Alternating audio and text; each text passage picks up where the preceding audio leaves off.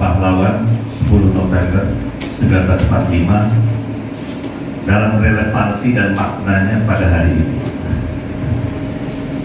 Catatan pertama adalah memahami 10 November 1945 harus dalam satu tarikan nafas dengan Sumpah Pemuda 28 Oktober 1928, 17 Agustus 1945, Proklamasi Kemerdekaan Indonesia, lahirnya Angkatan Bersenjata Republik Indonesia atau yang sekarang kita kenal sebagai TNI, 5 Oktober 1945, dan terjadinya yang kita kenal sekarang dengan 10 November 1945. Itu catatan pertama. Yang kedua, di dalam pergerakan harus juga satu tarikan nafas antara yang namanya persiapan, perhitungan, dan pada akhirnya pergerakan. Apa yang terjadi di 10 November tidak lepas dari buah dari persiapan, perhitungan yang matang dan pergerakan itu sendiri yang efektif. Dan yang ketiga, apa yang terjadi di dalam harus juga dilihat apa yang terjadi dinamika di luar negeri, di dunia internasional. Nah, apa yang terjadi sebelum meletusnya kita kenal perlawanan pemuda area-area Surabaya 10 November 1945? Ini ada kejadian yang aneh, misterius, tapi ini pada akhirnya memberi jalan kita seperti adanya sekarang kita. Sekitar tahun 43 itu ada perundingan di antara negara-negara besar, terutama di pihak sekutu ya, di luar yang Jerman, Jepang yang di kubu fasis, Inggris, Amerika, dan tentunya negara-negara sekutu yang melawan Jerman bersepakat ini nanti di dalam mengepung Jepang di kawasan Asia Pasifik, khusus menyangkut kawasan Asia Tenggara terutama Indonesia, cukup sudah kalau diserahkan kepada Inggris, karena dibalik kedatangan Inggris nanti otomatis Belanda akan mendongkrak, karena ini kayak sejoli Inggris Belanda ini sebagai kekuatan imperialisme dan kolonialisme. Tapi ini terjadi tahun 1943. Lalu bagaimana dengan Inggris kan di dalam rapat para negara-negara sekutu itu? Ya kalau gitu gini, Inggris itu kan sudah realitanya menguasai semenanjung Malaya kayak Malaysia, Brunei, Singapura, dan beberapa di luarnya Indochina yang dikuasai Prancis seperti itu. Jadi khusus terkait Nusantara ini cukup Sumatera saja. Jadi for the remaining area, jadi dalam arti kayak Sulawesi, Maluku, kepulauan Sunda kecil kayak NTB, NTT, Bali, Jawa, itu semua Amerika pegang yang nanti akan datang. Nah itu sekali lagi tahun 43. Tapi apa yang terjadi Juli 1945?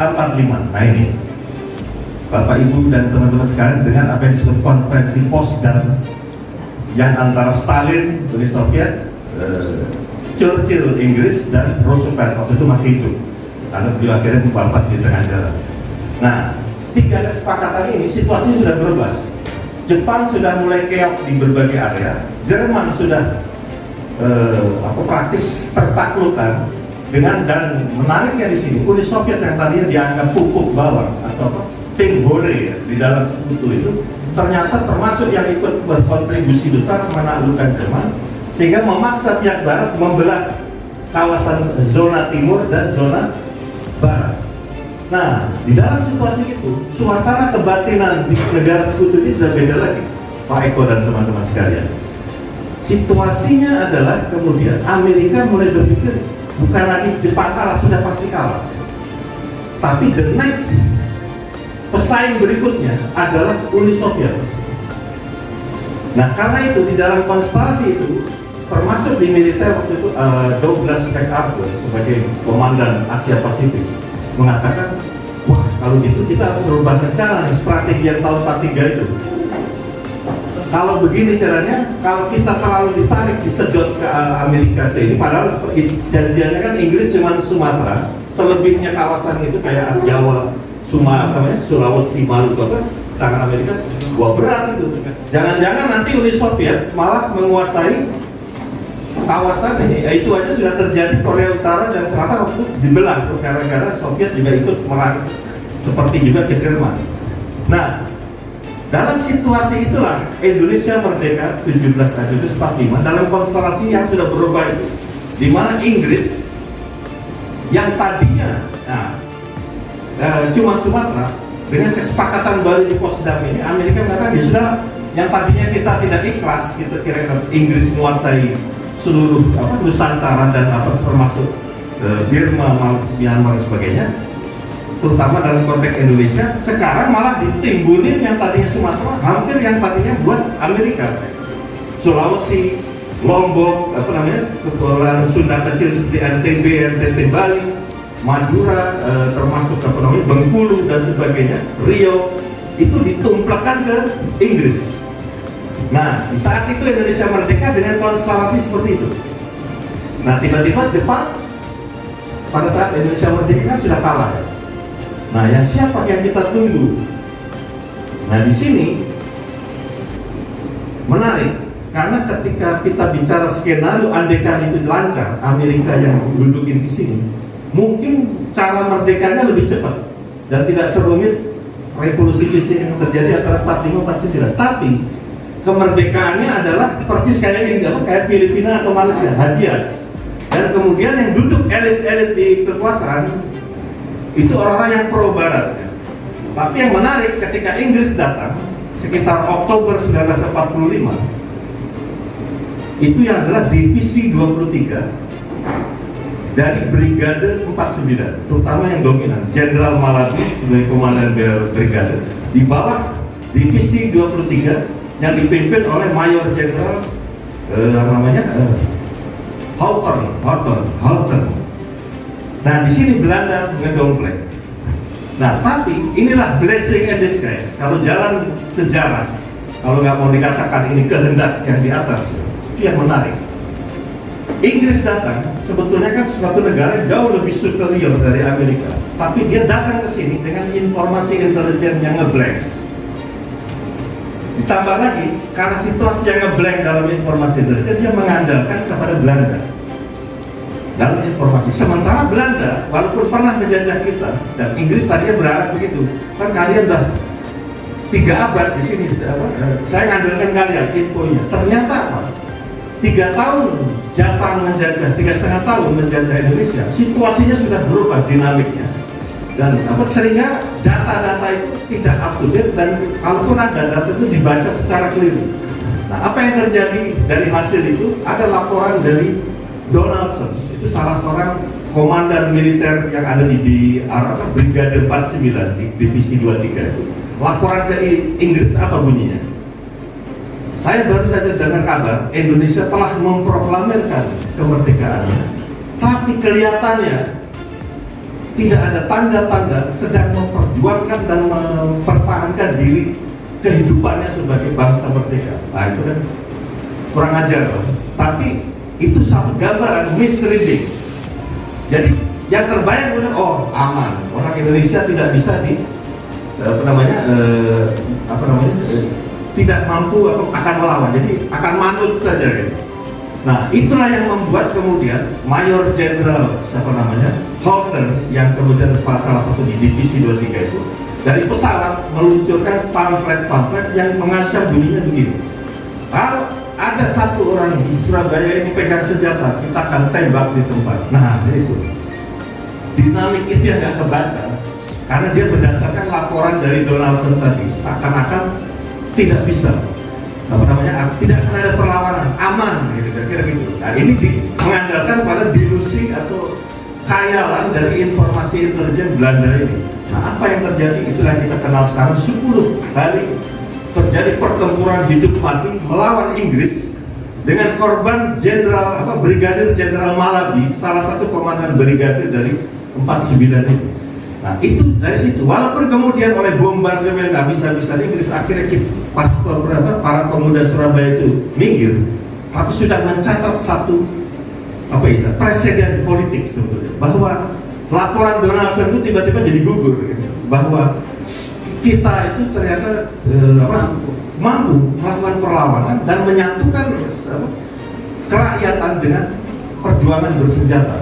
Jadi walaupun akhirnya kemudian mengalah dalam konteks itu, tapi sudah memberi satu gambaran bahwa kita mempertahankan apa yang sudah kita hidupkan dari awal di 17 Agustus 45. Nah inilah yang kemudian merembet bukan hanya di Surabaya, di Malang, di Pekalongan, di Purwokerto, bahkan ada kemudian perkembangan yang menarik antara tahun 46 itu pemberontakan 3 daerah yang sebetulnya bukan separatis, menjatuhkan, menurunkan elit-elit bikinan Jepang dan juga Belanda dari beberapa kota di Brebes, Pemalang dan sekitarnya yang akhirnya dikenal sebagai pemberontak 3 daerah. Dan semua itu presiden dari perkembangan yang ada di Surabaya. Nah, apa yang kemudian hikmah yang kita bisa tarik dari 10 November? Pertama, jangan itu dilihat semata-mata sebagai perjuangan bersenjata ansih atau tok, ya. Tapi itu menggambarkan sebuah rangkaian panjang dari Sumpah Pemuda 24 Oktober 28, 17 Agustus 45, TNI yang sebetulnya itu lahir dari rahim rakyat dengan Panglima Besar Sudirman itu menarik ketika dipimpin. Itu pertama kali dalam sejarah saya kira Panglima militer dipimpin dan dipilih oleh para anak buah dari bottom up, jadi bukan sifatnya dari atas. Dan Urip Sumarjo yang dianggap titipan elit bisa dikalahkan dalam voting gitu. Jadi itu tentara rakyat itu dalam konteks gambar yang mencuat dalam diri Panglima Besar Jenderal Sudirman.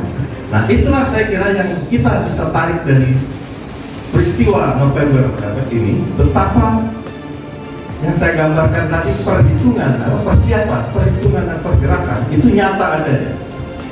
Kemarin Saudara Huda menarik dalam satu diskusi menyinggung salah satu biografi dari Maruto Niti Miharjo yang saya sudah baca waktu itu tapi nggak perhatian. Ini gambaran bahwa seorang saya pun yang sudah cukup mendalami boleh dibilang punya ketekunan baca, kadang juga bisa harus dibedakan antara mengamati itu belum tentu memperhatikan. Jadi waktu Saudara Huda menyebut ada dulu menjelang kemerdekaan dari Jepang ke arah merdeka, ada satu kelompok kecil yang itu sebetulnya menjadi connecting dot atau titik penghubung, bukan hanya persatuan di pergerakan pemuda itu sendiri, bahkan itu bisa menjadi titik penghubung menyatunya para elit yang tua-tua itu kalau mereka bertikai hal-hal yang nggak penting atau yang remeh-temeh.